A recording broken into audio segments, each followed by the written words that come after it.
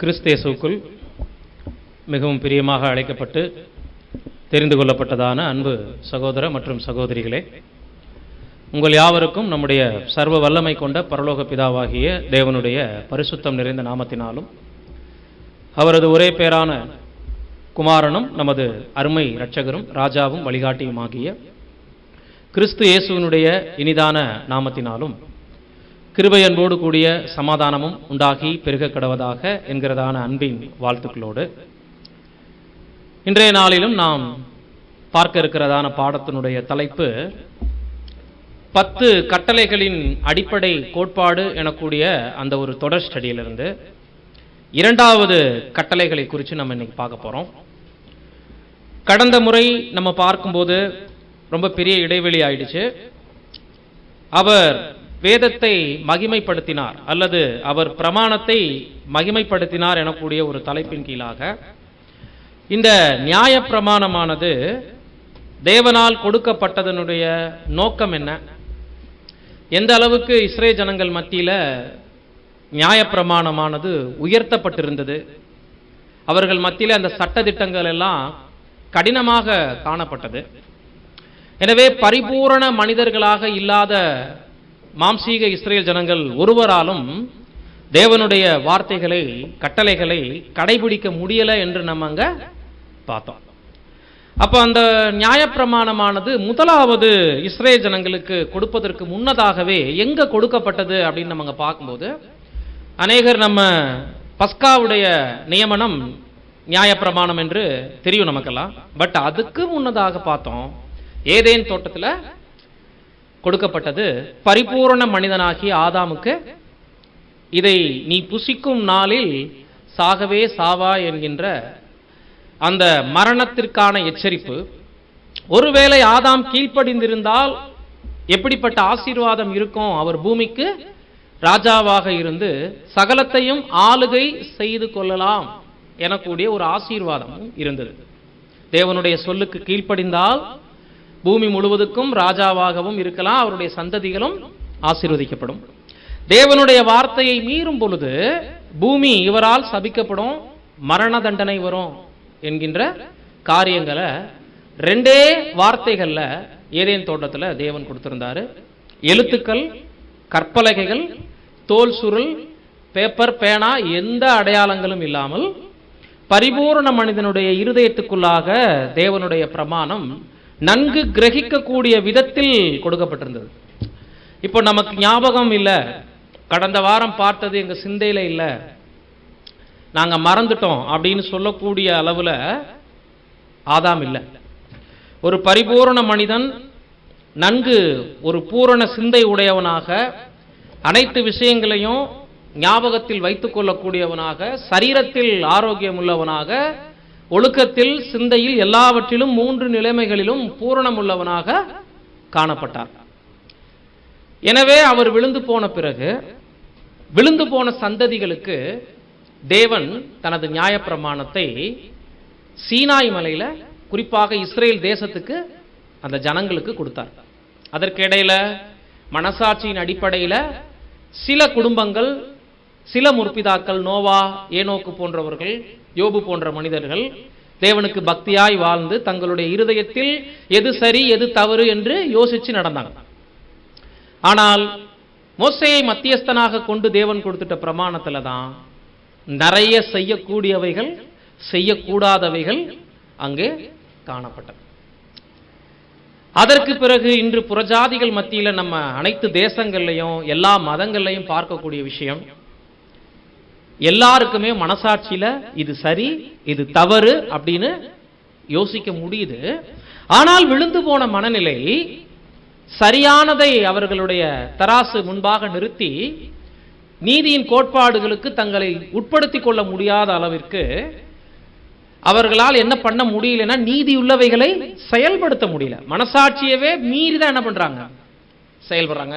பேச்சு வழக்குல உங்களுக்கு மனசாட்சியே இல்லையா அப்படின்னு கேட்கறோம்னா என்ன அர்த்தம்னா, மனசாட்சி இருக்கு, பட் அவங்க அதை என்ன பண்றது இல்ல, யூஸ் பண்றது இல்ல, மனசாட்சியை மீறி செயல்படுறாங்க அப்படின்னு நம்ம பார்க்கிறோம். கிறிஸ்தவ தேசங்கள் வேதாகமத்தை படிக்கக்கூடிய இடங்கள்ல கூட இன்னைக்கு தேவ சித்தம் இருந்தா பார்க்கலாம் என்ற வார்த்தையை பயன்படுத்துறாங்க இல்லைங்களா? அப்ப என்ன செய்ய முடியல அவங்களாலனா, தேவனுடைய சரியான எண்ணத்திற்கு நேராக, தேவனுடைய சித்தத்திற்கு நேராக, விருப்பத்திற்கு நேராக தங்களால் 100% கிரகிச்சு காரியங்களை நடைமுறைப்படுத்த, நீதியுடன் செயல்பட முடியலங்கிறதனுடைய வெளிப்பாடு தான் தேவனுக்கு சித்தம் இருந்தா பார்க்கலாம் அப்படி சொல்றாங்க. இது எல்லாம் இப்படி ஒரு பக்கம் போயிட்டு இருக்க, கர்த்தராகிய இயேசு கிறிஸ்துவினுடைய முதலாம் வருகை, அவர் பிறப்பு, சிறுவயது முதல் அவர் தேவ சித்தத்தில் அவருக்கு காணப்பட்ட ஆர்வம், இஸ்ரேல் ஜனங்கள் மத்தியில உயர்த்தி வைத்திருந்த தேவனுடைய பிரமாணங்களை யார் வந்து மகிமைப்படுத்தினார் என்று பார்க்கிறோம்னா, கர்த்தராகிய இயேசு கிறிஸ்து வந்து அதை விஸ்தாரமாக்கினார், அதை மகிமைப்படுத்தினார், அதை விஸ்தாரமாக்கினார். அதாவது ஏசாயா 42:21 நம்ம படிச்சோம் இல்லைங்களா, ஆதார வசனம். அது அவர் வேதத்தை மகிமைப்படுத்தினார் என்று நம்ம பார்க்கிறோம். இன்னும் விரிவாக நம்ம பார்க்கும்போது அதை முக்கியப்படுத்தி மகிமைப்படுத்தினார் என்பதை விஸ்தாரமாக்கி உயர்த்தி அதனுடைய உட்கருத்தை புரிந்து கொண்டு அதை என்ன பண்ணாரு, நிறைவேற்றினார். அவரை போல நியாயப்பிரமாணத்தினுடைய உள்நோக்கத்தை அதற்கு முன்பு ஒருவராலும் என்ன பண்ண முடியல, புரிந்து கொள்ள முடியல. மோசே உள்பட ஆதாமுக்கு அப்புறம் தெய்வீக திட்டத்தை, தெய்வீக நோக்கத்தின் சித்தத்தை, திட்டம்னு சொல்லக்கூடாது, தெய்வீக நோக்கத்தை ஒரு பரிபூரண மனிதனாக 100% புரிந்து கொண்டு நிறைவேற்றியவர் கர்த்தராகிய இயேசு கிறிஸ்து மாத்திரமே. அழகா பார்த்தோம். அதுல நிறைய பிரமாணங்கள் இருந்துட்டாலும் 10 நமக்கு ஒரு கன்க்ளூஷனாக இருந்தது. அந்த 10க்குள்ள அனைத்து பிரமாணங்களும் உள்ளடக்கம். அதுல 4 கட்டளைகள் தேவனுக்கு நாம் செய்ய வேண்டியவைகள், தேவனுக்கு கொடுக்கக்கூடிய முதலிடத்தை காண்பிக்குது. 6 கட்டளைகள் மனிதர்கள் மத்தியில நம்ம செய்ய வேண்டியது. அப்போ தேவனாகிய கர்த்தரிடத்தில் முழு உள்ளத்தோடும் முழு ஆத்மாவோடும் அன்பு கூறுவாயாக என்கின்ற முதலாம் கற்பனை 10 கட்டளைகள்ல 4 இடம் பிடிக்குது.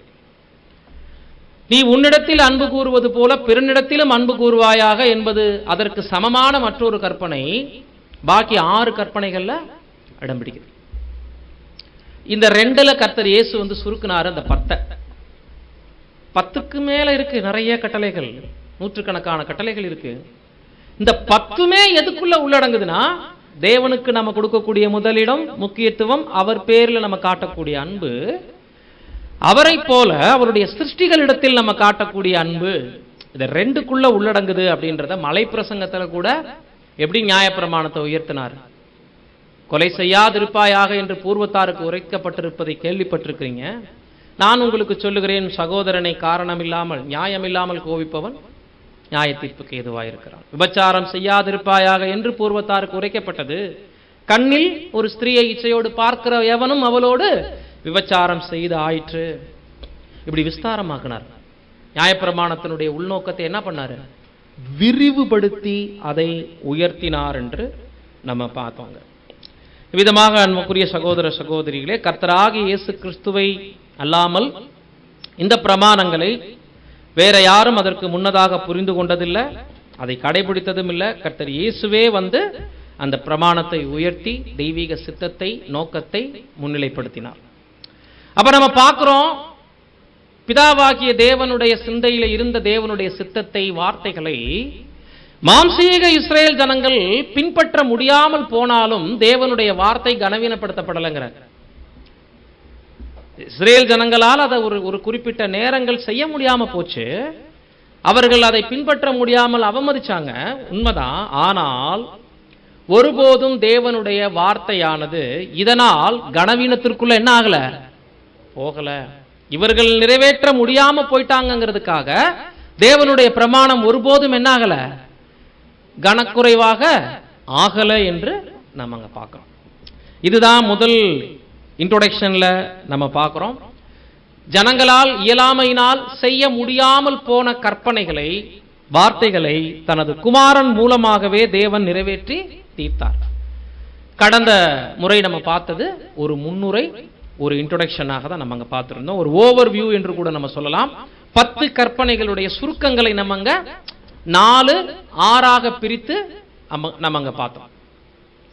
அன்புக்குரிய சகோதர சகோதரிகளே, இன்றைக்கு நம்ம பார்க்க போறது 10 கற்பனைகள்ல முதல் கட்டளையாக இருக்கக்கூடிய யாத்ராகமம் 20ஆம் அதிகாரம் 3ஆம் வசனத்தில் நாம வாசிக்கக்கூடிய பிரமாணம். முதல் முக்கிய பிரமாணத்தை படிக்கலாம்.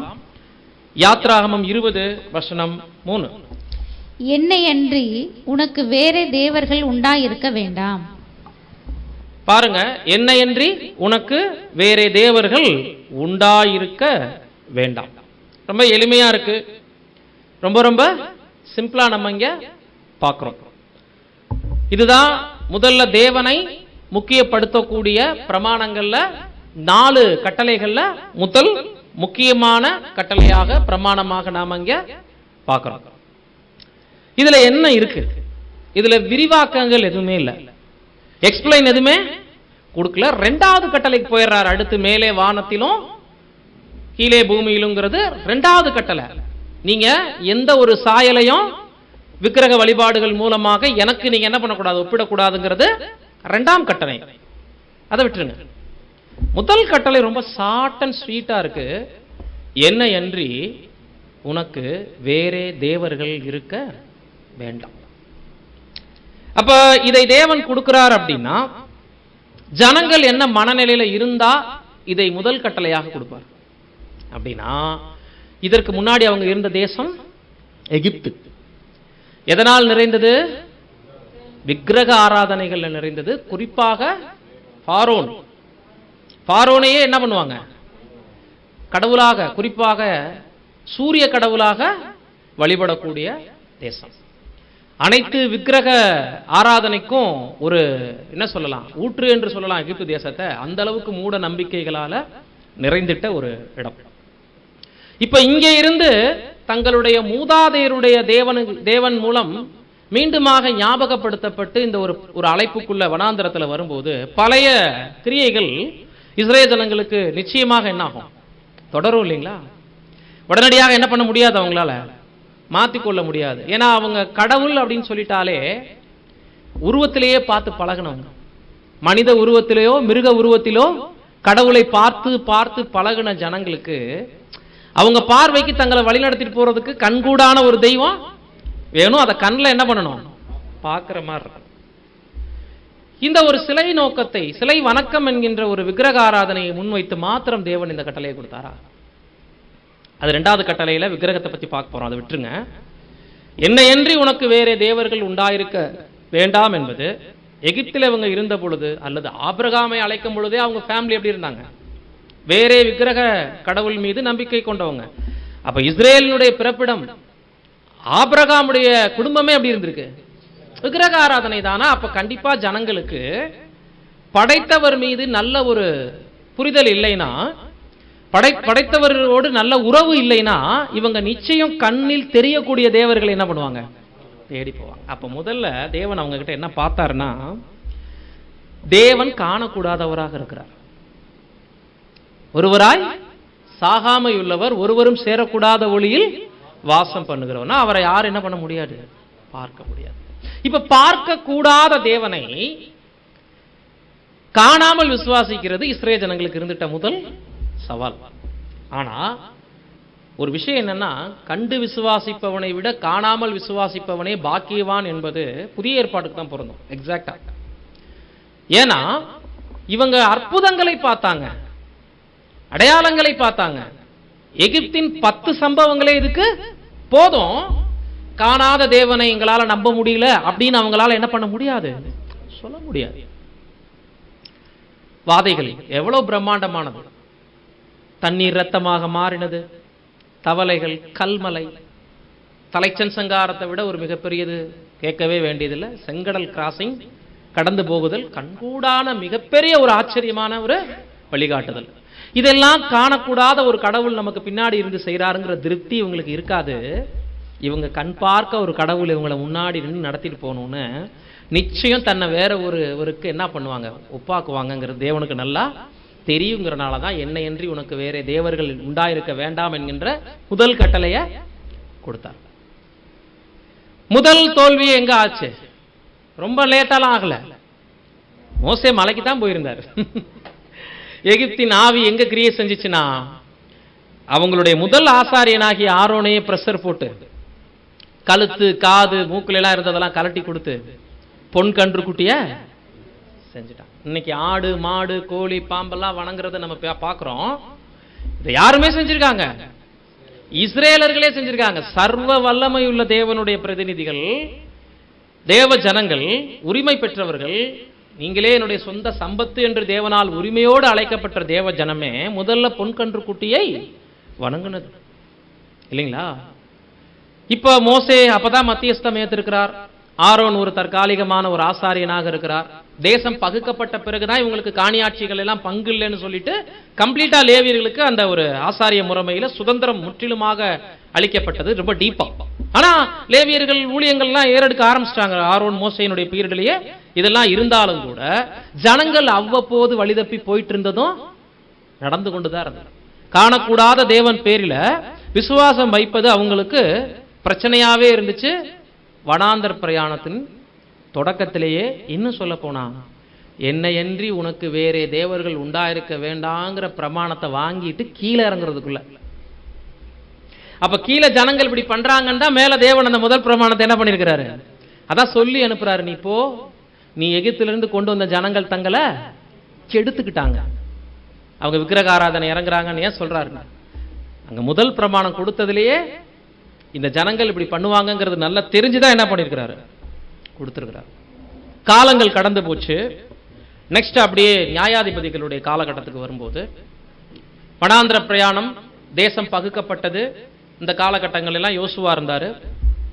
முதல் நியாயாதிபதி யோசுவா, கடைசி நியாயாதிபதி சாமுவேல் தீர்க்கதரிசி. இதற்கு இடைப்பட்ட காலத்திலையும் ஜனங்களுடைய முரட்டாட்டம், வேசித்தனம், விக்கிரக ஆராதனைன்னு கலகங்கள் இருந்துகிட்டே தான் இருந்துச்சு. எந்த பீரியட்ல அதிகமாக விக்கிரக ஆராதனையும் வேசித்தனங்களும் கலகங்களும் ஜாஸ்தி ஆச்சுன்னா நியாயாதிபதிகளுடைய காலகட்டத்தில். நியாயாதிபதிகளுடைய புத்தகத்தை நம்ம படிச்சு பார்த்தோம் அப்படின்னா திடீர்னு குட்டி குட்டி நியாயாதிபதிகள் வருவாங்க, போயிடுவாங்க. ஆனா பயங்கர புரட்சியாளராக இருப்பாங்க. பயங்கரமான செயல்களை செஞ்சு நிறைய கொலைகள் எல்லாம் செஞ்சு பெலிஸ்தர்கள் போன்ற விரோதிகள் எல்லாம் வீழ்த்தி தள்ளிட்டு ஆயிரக்கணக்கான பேரை கொண்டு போட்டு அவங்க அடுத்தவங்களுடைய ஹிஸ்டரி என்ன ஆயிரும்? க்ளோஸ் ஆயிரும். பெரிய யுத்தத்தை சந்திப்பாங்க, அடுத்தவங்களுடைய ஹிஸ்டரி என்ன ஆயிரும்? க்ளோஸ் ஆயிரும். அப்படி பார்க்கும்போது அல்லாஹ் கவனிங்க, என்னையன்றி உனக்கு வேற தேவர்கள் உண்டாயிருக்க வேண்டாம்ங்கிற பிரதான முதல் கட்டளையை மோசேயின் நாட்கள்லேயே முற்பிதாக்கள் மீறிட்டாங்க. அதுக்கு உடந்தையாயிருந்தது ஆரோன். இதை மனசுல வச்சுக்கோங்க.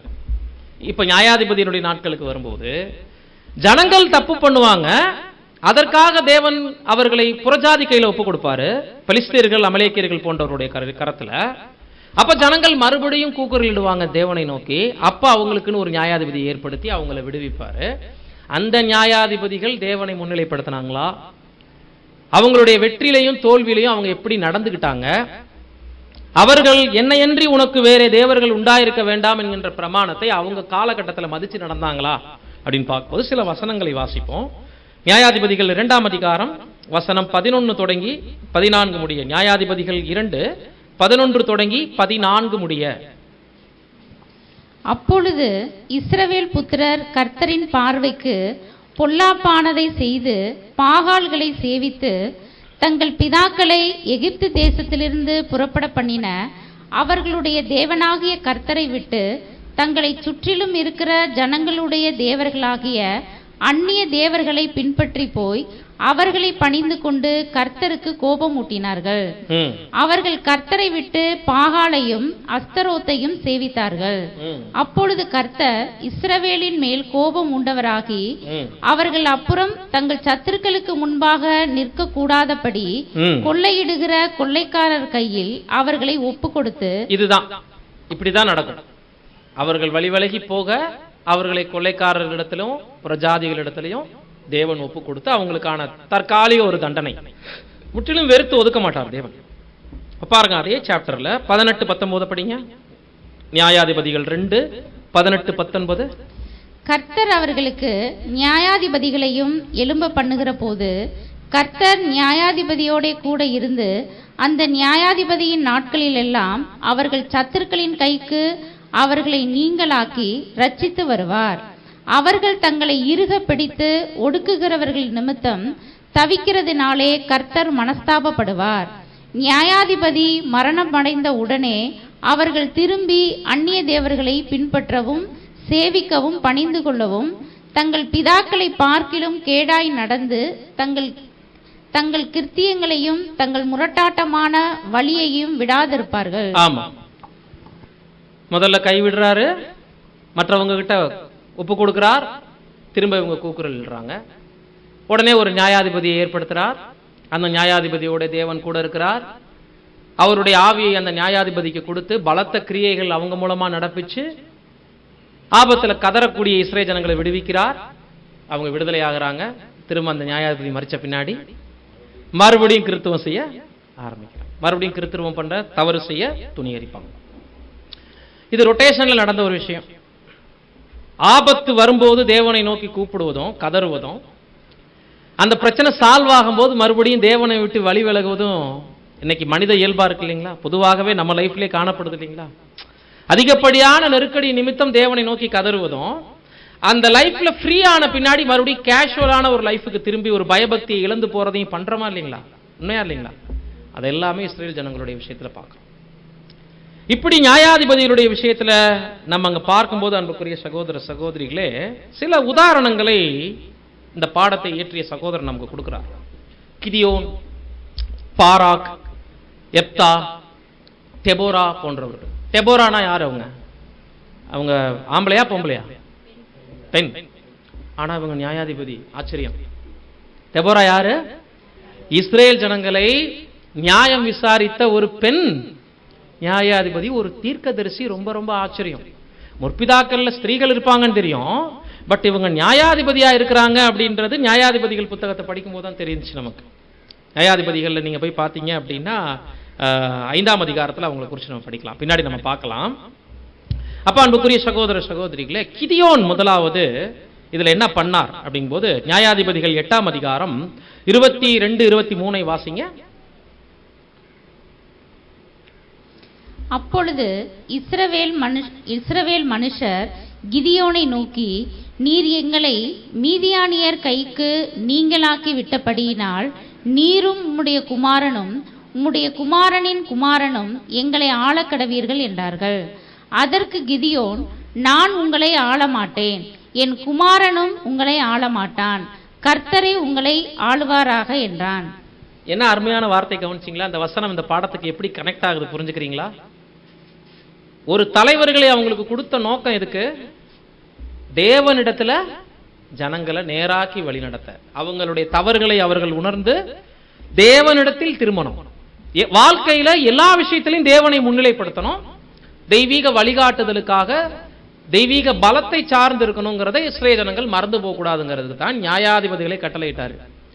இவங்க வேலையே என்ன? ஒண்ணு வழி நடத்துறவங்களை தூக்கி எறிகிறது, இல்லைன்னா தூக்கி வைக்கிறது. ரெண்டுக்கும் பெரிய வித்தியாசம் இல்லை. ஒருத்தவங்களை தூக்கி வைக்கிறதுக்கும் தூக்கி எறியறதுக்கும் என்ன வித்தியாசம்? தூக்கி வச்சாலே ஆல்ரெடி அவங்களை என்ன பண்ணாது அர்த்தம். தூக்குறதே எதுக்கு தான்? அமுக்கிறதுக்கு தான் சொல்லுவாங்கல்ல.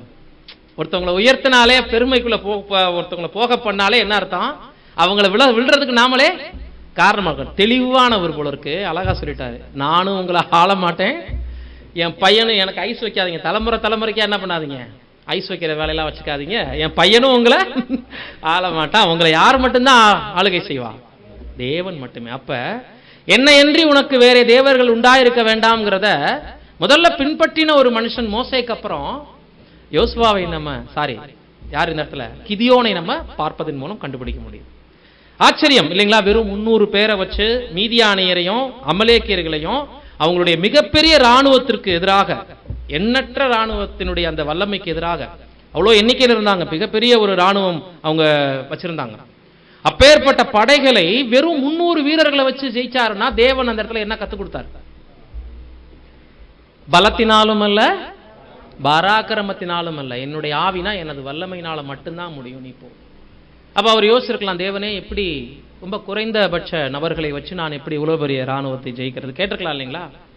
அப்ப இந்த நியாயாதிபதியினுடைய மனசுல என்ன இருந்துச்சு அப்படின்னா, தேவன் பார்த்து மனசு வச்சாருன்னா இராணுவங்கள், குதிரைப்படைகள், யானைப்படைகள், காலாட்படைகள், எந்த ஈட்டி அருவா ஒன்றும் ஒரு காரியமும் தேவனுக்கு முன்னாடி ஒண்ணுமே இல்லை. சகலமும் முறியடிக்கப்பட்டு ஓடுவாங்க. அந்த விரோதிகளை தேவன் நம்ம கையில ஒப்பு கொடுப்பாங்கிறத எப்படி உணர்ந்திருந்தாரோ, இவர்களுக்கு பாராட்டு கிடைக்கும் பொழுதும் அதே ஹம்பிளா, அதே ஒரு தாழ்மையோடு, நானும் உங்களை ஆளுகை செய்ய மாட்டேன், என் பையனும் உங்களை ஆளுகை செய்ய மாட்டான், தேவனே ஆளுகை செய்வார் என்கின்ற இந்த விஷயத்துல என்ன அருமையான ஒரு ஸ்டேட்மெண்ட் கொடுக்கிறார்னா, முதல் கட்டளையை அவர் பின்பற்றுவதை இந்த இடத்துல நம்ம பார்க்கிறோம். ஆனாலும் இஸ்ரேல் ஜனங்கள் ஆரம்பம் தொடங்கி ராஜாக்களுடைய ஆட்சி காலம் முடிகிற வரைக்கும் நம்ம பார்க்குற விஷயங்கள்ல சில இடங்கள்ல கட்டளைகளை பின்பற்றி இருப்பாங்க, சில இடங்கள்ல பிரமாணங்களை அவங்களே மீறி இருப்பாங்க. இவ்வளவு நல்ல மனுஷன் ஒரு தவறும் பண்ணிட்டாரு. 27ஆம் வசனம், நியாயாதிபதிகள் 8:27. அதனால் கிதியோன் ஒரு ஏபோத்தை உண்டாக்கி அதை தன் ஊரான ஓப்ராவிலே வைத்தான். இஸ்ரவேலர் எல்லாரும் அதை பின்பற்றி சோரம் போனார்கள். அது கிதியோனுக்கும் அவன் வீட்டாருக்கும் கண்ணியாயிற்று. கொள்ளையடிச்ச பொருள்ல இருந்து வழிபடுற மாதிரி ஒரு விக்கிரகத்தை அவர் உண்டு பண்ணிட்டார். இப்ப இதுவே பின்னால யாருக்கு? இஸ்ரேல் ஜனங்களுக்கும் ஆபத்தா மாறி கிதியோனுக்கும். படிங்க மறுபடியும் 27. அதனால் கிதியோன் ஒரு ஏபோத்தை உண்டாக்கி அதை தன் ஊரான ஓப்ராவிலே வைத்தான். இஸ்ரவேலர் எல்லாரும் அதை பின்பற்றி சோரம் போனார்கள். ஆமா, இது கொள்ளையடிச்ச பொருள்ல இருந்து ஒரு ஏபோத்தை உருவாக்கி இருக்கிறார், ஒரு அடையாளமா. என்ன நோக்கத்தோட அவர் உருவாக்கினார் நமக்கு தெரியல. பட் இதுவே பின்னால என்ன ஆயிருக்குது? இஸ்ரேல் ஜனங்களுக்கு கண்ணியா. படிங்க. அது கிதியோனுக்கும் அவன் வீட்டாருக்கும் கண்ணியாயிற்று. கிதியோனுக்கும் அவன் வீட்டாருக்கும் கண்ணி ஆயிடுச்சு. குறிப்பாக இது ஒரு நியாயாதிபதியினுடைய தவறான ஒரு செயல்பாடாகவும் நம்ம பார்க்க முடியுது. இதனால என்ன ஆயிடுச்சு அப்படின்னு சொல்லி நம்ம பார்க்கும்போது, வெற்றி கிடைச்சவனையுமே அவரை உயர்த்த நினைச்சாங்க, தேவனுக்கு அந்த கணத்தை கொடுத்தாரு. பிரச்சனை இருக்கும்போது என்ன பண்ணாரு? 300 சிறிய படைகளை, இராணுவங்களை வச்சு மாபெரும் ஒரு இராணுவத்தை வீழ்த்தும் போதும் அவர் தேவனை சார்ந்திருந்தாரு. வெற்றி கிடைக்கும் போதும் தேவனை சார்ந்திருந்தாரு. ஆனால் தொடர்ந்து இவர் செய்திட்ட தவறு என்ன அப்படின்னு நம்ம பார்க்கும்போது, அந்த பிரஷர் இப்ப குறைஞ்சிருக்கும் போது, தெய்வீக வழிகாட்டுதல் தேவைப்படும் போது தேவனை சார்ந்திருந்தார். அந்த வெற்றியின் போதும் தேவனை சார்ந்திருந்தார். இப்ப பிரச்சனைகள் சால்வ் ஆகும் போது அதே ஆவியில, அதே ஒரு நிலைப்பாட்டில் அவர் தொடர்ந்து இருக்காம, ஜனங்கள் இடறி விழும்படியாக ஒரு விக்கிரக ஆராதனைக்கு வழிவகுக்கக்கூடிய ஒரு ஏபோத்தை என்ன பண்ணிட்டாரு? உருவாக்கி, ஒரு கவனக்குறைவாக அவர் நடந்துட்டாரு. தேவனை முன்வைப்பதற்கு பதிலாக விக்கிரகத்தை ஜனங்கள் வணங்கும்படியாக இவரே ஒரு கண்ணியை என்ன பண்ணிட்டாரு? ஏற்படுத்திட்டார். அப்ப இதுல கூட நம்ம பார்க்கிறோம், பிரச்சனைகள் சூழ்ந்து நிற்கும் போது தேவனுக்கு பிரியமாக இருப்பது, அதற்கான வழிகாட்டுதலை கேட்பது, தேவனை முன்னிலைப்படுத்துவது மாத்திரமல்ல, பிரச்சனைகள் இல்லாத பொழுதும், அதுக்கு வெற்றி கிடைச்சிட்ட பிறகும், அல்லது வாழ்க்கையில ஒரு சுமூகமான சூழல் எட்டிய பிறகும் கூட நம்ம வாழ்க்கையில தேவனையே முன்னாடி வைக்கணுங்கிற பாடத்தை கத்துக்கிறோம். எல்லாம் கவனிங்க. ஒரு பிரச்சனை சூழுது, அங்க தேவன் தேவை, அவர் வழிகாட்டுதல் தேவை. எப்படி வெற்றி பெற வைக்க போறாரு? அதற்கான வழிகாட்டுதலும் வேணும். இப்ப ஜெயிச்சிட்டோம், தேவனை புகழ்ந்து என்ன பண்றோம்? பாடுறோம். பட் நிலைமைகள் சுமூகமாக மாறின பின்பு அடுத்த லைஃப்ல சந்தோஷமான மனநிலையுடன் காணப்படும் போது கூட நாம செய்யறது தேவனுக்கு பிரியமா? இது சரியா தவறா? நல்லா கவனிச்சிங்கன்னா, கிரிட்டிக்கலான சூழ்நிலையில யாரும் தேவனை விட்டு வழி போவே மாட்டோம். சிரமமான சூழல்கள். ஏன்னா அங்க என்ன தேவைப்படுது? நமக்கு தெய்வீக வழிகாட்டுதல் கட்டாயம் தேவை. ஆனா மனசு சந்தோஷமான நிலையில ஒரு சோதனையே இல்லாத பொழுது, ஒரு வழிகாட்டுதலே தேவைப்படலை அப்படிங்கும் போது, அந்த நேரத்துல யாராவது தேவனை நோக்கி பார்ப்போமானா கண்டுக்கவே மாட்டோம், இல்லைங்களா? இந்த நிலை தான் பாருங்க. அவங்களும் மாம்சம்தான்.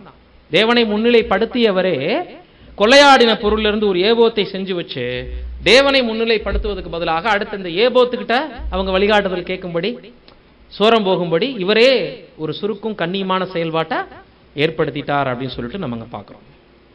நெக்ஸ்ட் நம்ம பார்க்கும்போது அடுத்து பார்க்கக்கூடிய நபர்கள் நியாயாதிபதிகள் 5ஆம் அதிகாரத்தில் வரக்கூடிய தெபோரால் மற்றும் பாராக்.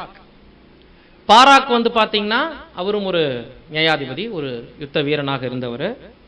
தெபோரால் அந்த நாட்கள்ல அவங்களும் ஒரு நியாயம் விசாரித்த ஒரு பெண்மணி. குறிப்பாக வந்து பார்த்தீங்கன்னா இவங்க ஒரு தீர்க்கதரிசி. இவங்க லைஃப்ல நியாயாதிபதிகளுடைய புஸ்தகத்துல நம்ம பார்க்கிறோம். சிசேரா கேள்விப்பட்டிருக்கீங்களா? எப்படி இறந்து போனார்னு தெரியுமா? சிசேரா எப்படி இறந்து போனார்? ஆணி அடிச்சு தரையோட தரையா கொண்டு போட்டவங்க யாகேல் எனக்கூடிய ஒரு பெண். இந்த ராணுவத்துக்கு எதிராக நல்ல இரும்பு ரதங்களை கொண்ட ராணுவமா இந்த சிசேராவினுடைய இந்த படைகள். இதற்கான சரியான ஒரு வழிநடத்துதலை தேவன் இவருக்கு பாராக்கு கொடுத்து முறியடிச்சு அவரை பின்தொடர்ந்து துரத்திட்டு போகும்போது தான் அங்க ஒரு பெண் கையிலேயே ஒப்பு கொடுத்து சிசராவை தேவன் அங்க கொன்னு போட்டதை நம்ம பார்க்கிறோம். இதற்கு தீர்க்க தரிசனம் உரைச்சவங்க தான் யாருன்னு பார்த்தீங்கன்னா தெபோரா. இவங்க தீர்க்க தரிசனம் சொல்லி அதன் மூலமாக பாராக் அந்த யுத்தத்தில் ஜெயிச்சு, குறிப்பாக அவர் கொல்ல போகிறதுக்கு முன்னாடியே யாகேல் எனக்கூடிய ஒரு பெண்மணியின் கையில சிசராவை ஒப்பு கொடுத்து மிகப்பெரிய வெற்றியை தேவன் தந்ததுக்கு காரணம் இவங்கள 2 பேருமே முழுக்க முழுக்க தேவ பலத்தை நம்பிருக்காங்க. இதைதான் 5ஆம் அதிகாரத்தில் வாசிக்கிறோம். நியாயாதிபதிகள் 1-3. அந்நாளிலே தெபோராலும் அபினோகாமின் குமாரன் பாராக்கும் பாடினதாவது, கர்த்தர் இஸ்ரவேலுக்காக நீதியை சரி கட்டினது நிமித்தமும் ஜனங்கள் மனப்பூர்வமாய் தங்களை ஒப்பு கொடுத்தது நிமித்தமும் அவரை ஸ்தோத்தரியுங்கள். ராஜாக்களே கேளுங்கள், அதிபதிகளே செவி கொடுங்கள். நான் கர்த்தரை பாடி இஸ்ரவேலின் தேவனாகிய கர்த்தரை கீர்த்தனம் பண்ணுவேன். இதுல இவங்க எந்த மிஸ்டேக்கும் பண்ணினதாக நமக்கு இல்லை. மாறாக ஒரு பாடல் பாடுறாங்க.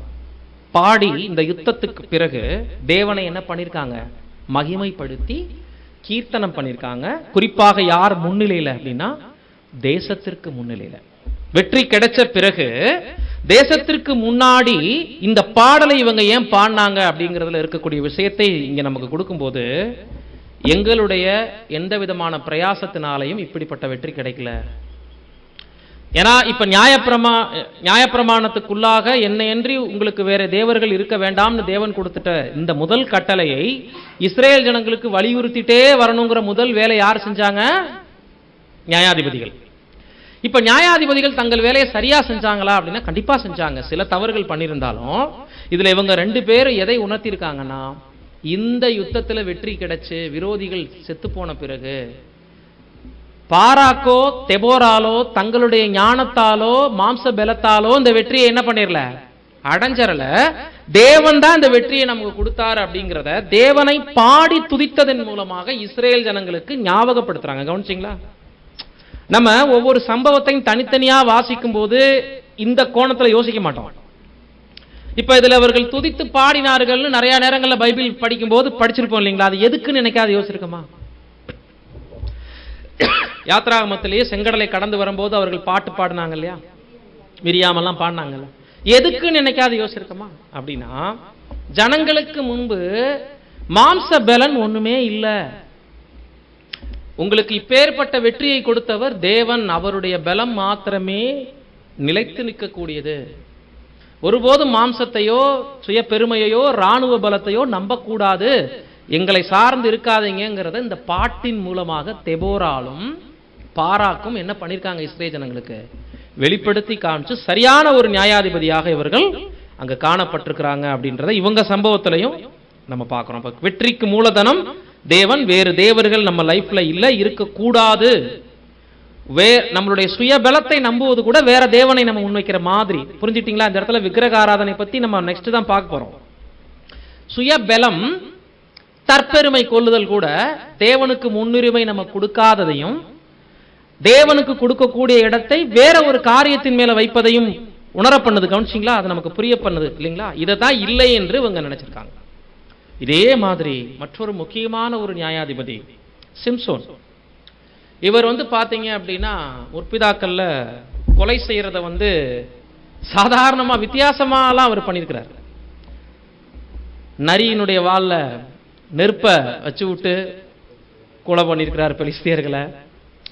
கழுதையினுடைய தாடை எலும்பை எடுத்துக்கிட்டு 1000 பேர் என்ன பண்ணியிருக்கிறாரு, கொண்டு போட்டிருக்காரு. வால்ல தீப்பத்தி விட்டதுலேயே 30 பேருக்கு மேல செத்து போயிருக்காங்க. கடைசியா உயிரை மாக்கும் போது 3000 பேருக்கு மேல கூடியிருந்த ஒரு கோயில்ல என்ன பண்ணார்? தாகனுடைய கோயில்ல எல்லாத்தையும் காலி பண்ணி விட்டு செத்து போனார். இவர் வாழ்க்கையிலையும் சில சிறு திருத்தங்கள் செய்ய வேண்டியது இருந்துச்சு, சில தவறுகளும் பண்ணிட்டாரு.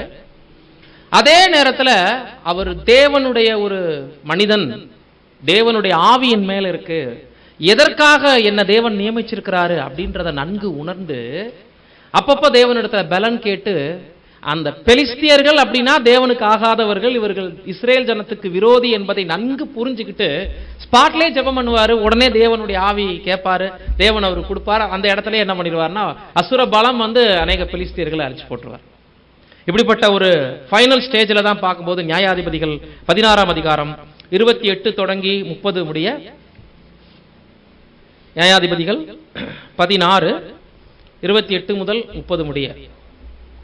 அப்பொழுது சிம்சோன் கர்த்தரை நோக்கி கூப்பிட்டு, கர்த்தராகிய ஆண்டவரே, நான் என் 2 கண்களுக்காக ஒரே தீர்வையாய் பெலிஸ்தர் கையிலே பழிவாங்கும்படிக்கு இந்த ஒரு விசை மாத்திரம் என்னை நினைத்தருளும், தேவனே பலப்படுத்தும் என்று சொல்லி, சிம்சோன் அந்த வீட்டை தாங்கி நிற்கிற 2 நடு தூண்களில் ஒன்றை தன் வலது கையினாலும் மற்றொன்றை தன் இடது கையினாலும் பிடித்துக்கொண்டு, படிங்க, என் ஜீவன் பெலிஸ்தரோடே கூட மடிய கடவது என்று சொல்லி, எத்தனாவது வசனம்? 30 வரைக்கும் படிங்க. என்று சொல்லி பலமாய் சாய்க்க அந்த வீடு அதில் இருந்த பிரபுக்கள் மேலும் எல்லா ஜனங்கள் மேலும் விழுந்தது. இவ்விதமாய் அவன் உயிரோடு இருக்கையில் அவனால் கொல்லப்பட்டவர்களை பார்க்கிலும் அவன் சாகும்போது அவனால் கொல்லப்பட்டவர்கள் அதிகமாய் இருந்தார்கள். பாருங்க, இந்த இடத்துல வாழ்க்கை முடிய போகுது, சிம்சோனுடைய லைஃப் முடிய போகுது. பார்வையற்றவராக கண்ணெல்லாம் என்ன பண்ணிட்டாங்க, அவருக்கு பிடுங்கிட்டாங்க, அடிமைப்படுத்தி அவரை வந்து ஒரு வித்தை காட்டக்கூடிய ஒரு காட்சி பொருள் மாதிரி இந்த இடத்துல வச்சு நடத்திட்டு இருக்கிறாங்க. இப்ப கடைசியாக ஒரு முறை மன்றாடுறாரு, ஜெபிக்கிறாரு. எதுக்கு? தேவ பலத்துக்காக. தேவனே, இந்த ஒரு விசை மாத்திரம் எனக்கு மறுபடியும் என்ன பண்ணுங்க, பலம் கொடுங்க, இந்த விரோதிகளை அடிமட்டத்தோட அழிக்கிறதுக்கு. இப்ப இந்த இடத்துல பார்வை போன சூழல்ல கூட அந்த 2 தூண்களையும் அசைச்சு அங்க கூடி வந்திருக்கக்கூடிய 3000 பேர் என்ன பண்றாரு, கொன்னு போட்டாரு. உயிரோடு இருக்கும்போது தேவனுக்கு விரோதிகளாக இருந்த பெலிஸ்தர்களை அவர் கொன்னதை விட சாகும்போது கடைசி தருவாயில கொன்னதுதான் அதிகம். இப்ப இந்த இடத்துல சாவு, கொலை செய்யறது, புறஜாதிகள் அப்படின்னா சரியா? இஸ்ரேல் ஜனங்கள்னா அது தப்பு, புறஜாதிகள் சாகிறது சரியா? அப்ப தேவன் வந்து சரியானவரா அப்படின்னு கூட அநேகர் பைபிளை குற்றப்படுத்துறவங்க கொஸ்டின் கேட்பாங்க. எல்லாம் கவனிச்சிங்கன்னா எல்லாமே உயிர்த்தெழுதல்ல வரப்போறவங்க. அப்ப தேவன் வந்து நிரந்தரமாக யாரையும் விரோதிக்கவோ, நிரந்தரமாக ஒரு சிலரை சிநேகிக்கவோ இல்லை. அதன் காலகட்டத்தில் ஒரு சிலரை கீழ்ப்படியாமைக்குள்ள அடைத்து போடுகிறார், சிலரை ஒரு கீழ்ப்படுதலுக்குள்ளேயும் கொண்டு வரார். எல்லார் மேலேயும் இரக்கமா இருக்க தேவன் சித்தமா இருந்து ஒரு சிலருடைய இருதயத்தை ஒரு சில காலகட்டங்கள்ல என்ன பண்றாரு, கடினப்படுத்துறாரு. களிமண் போல தன் விருப்பப்படி வணையறதுக்கு அவருக்கு முழு உரிமை உண்டு. ஒன்றை பெரிய பாத்திரமாக, ஒன்றை சிறிய பாத்திரமாக, சின்ன டம்ளர் மாதிரி, பெரிய பானை மாதிரி, மிகப்பெரிய பாத்திரங்களாக கூட அவரால் உருவாக்க முடியுங்கிறதுல இந்த பெலிஸ்தர்களுக்கு நம்ம எடுத்துக்கலாம். ஏன்னா அது கொலை நம்ம பார்க்கும்போது அப்ப அவங்க தேவனுடைய படைப்பு இல்லையா, இஸ்ரேல் ஜனங்கள் மட்டும்தானா அப்படின்னு எல்லாம் யோசிக்க தோணும். பட் இதுல நம்ம கவனிக்க வேண்டிய பாயிண்ட் என்னன்னா, தேவன் நீதியுள்ளவர், நிச்சயமா எல்லாருக்குமே அவருடைய தெய்வீக திட்டத்துல ஜீவனை வைத்திருக்கிறார். இங்க சிம்சோன் விஷயத்துல தேவ பலனை அவர் மரண பரியந்தம் என்ன பண்ணிருக்கிறார், சின்ன தவறு பண்ணியிருந்தாலும் தன்னால் ஒன்று சாத்தியம் அப்படின்னா அது யாரால மட்டும்தான், தேவ பலத்தால் மட்டுமே முடியும் என்பதை அவர் நன்கு சாவுல கூட என்ன பண்ணிருக்கிறாரு, உணர்த்தி இருக்கிறார் என்பதை நம்ம அங்க பார்க்கிறோம். நெக்ஸ்ட் ராஜாக்களுடைய ஆட்சி காலத்துக்கு வரும்போது நிறைய ராஜாக்கள் இருந்தாலும் முதல் முக்கியமான 3 அரசர்கள் 40 வருஷம் தேவனுடைய சிங்காசனத்தில் என்ன பண்ணிருக்காங்க, ராஜ்யபாரம் பண்ணிருக்காங்க. இப்ப நியாயாதிபதிகள் தேவனிடத்தில் ஜனங்களை வழிநடத்தக்கூடிய வேலையை செஞ்சாங்க. சிலரால் செய்ய முடிந்தது, சிலரால் அதை முற்றிலும் செய்ய முடியல. ஜனங்களுடைய கீழ்ப்படியாமையின் காரணமாக தவறுகள் நடந்து கொண்டே இருந்துச்சு. ஏன்னா அவங்க மறிச்ச பின்னாடி இவங்க மறுபடியும் வேற சில தவறுகளை செய்ய ஆரம்பிச்சிருவாங்க. மீண்டும் விக்கிரக ஆராதனை, வேசித்தனங்கள் என்று என்ன பண்ணிடுவாங்க, போக ஆரம்பிச்சிருவாங்க. இப்ப ராஜாக்களை முதல்ல ஏற்படுத்தும் போது யார்கிட்ட வந்து கேட்டாங்க, சாமுவேல் தீர்க்கதரிசிட்ட வந்து கேட்டாங்க. என்ன கேட்டாங்க, புறஜாதிகள் தங்களை ராஜாக்கள் ஆளுகை செய்றாங்க. அவங்களெல்லாம் எங்களுக்கும் முன்னாடி நின்று எங்களை வழிநடத்திட்டு போறதுக்கு ஒரு ராஜா வேணும். அதாவது ஆபத்து என்ன அப்படிங்கிறது தெரியாம மனதார அடிமையாக இருப்பதற்கு இஸ்ரேல் ஜனங்கள் கேட்டு விரும்பி வாங்கிக்கிட்டதுதான் மன்னராட்சி. சுதந்திரமா நாங்க இருக்க விருப்பப்படல. இப்ப தேவனை மாத்திர ராஜாவாக கொண்டிருந்தாங்கன்னா எல்லாருமே ராஜாவா இருந்திருப்பாங்க தேசம் முழுக்க. எங்களை ஆளுகை செய்ய ஒரு ராஜா வேணுங்கும் போதே முதல் கட்டளை என்ன பண்ணிருக்காங்க இவங்க? ஃபர்ஸ்ட் கவனிச்சிங்களா? இந்த பாடத்தை நீங்க எப்படித்தான் கவனிக்கணும்னா, யார் யார் லைஃப்ல என்னென்ன பண்ணிருக்காங்கன்னு பார்த்துட்டே வந்துட்டு இருக்கோம். பெரிய லெசன் இருக்காது, பட் சின்ன சின்ன விஷயத்திலையும் முதல் பிரமாணம் மீறப்பட்டிருக்குன்னு சொல்லும் போது, எங்களை ஆளுகை செய்ய ராஜா வேணும்னு கேட்ட இடத்துல இவங்க என்ன பண்ணிட்டாங்க? தோத்துட்டாங்க. அப்ப கட்டளை என்ன?